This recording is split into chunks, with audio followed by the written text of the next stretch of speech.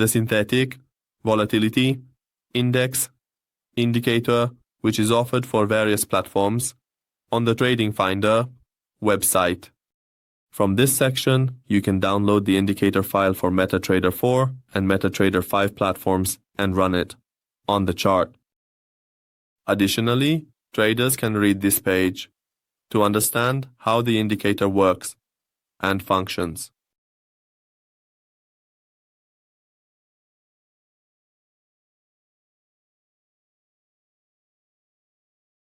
From the Navigator section, we select the indicator file and execute the indicator by dragging the file onto the chart.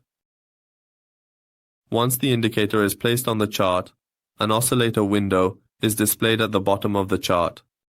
This indicator considers the highest close price over the period we set for it, calculates the difference with the low of the current candle, and divides it by the highest close value. Finally, it tells us in percentage how much volatility the market has, allowing us to identify high or low market volatility based on this indicator. The higher or lower the oscillator value, it displays the market volatility relative to the past 20 candles. In the settings section, under Input, there is only one option available for us, which is set to 22 by default. Here we can determine the calculation period of the indicator.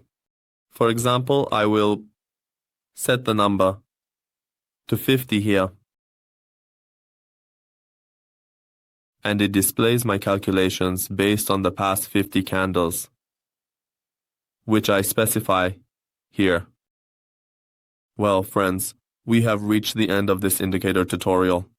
We would be happy if you share your comments and suggestions with us in the comment section.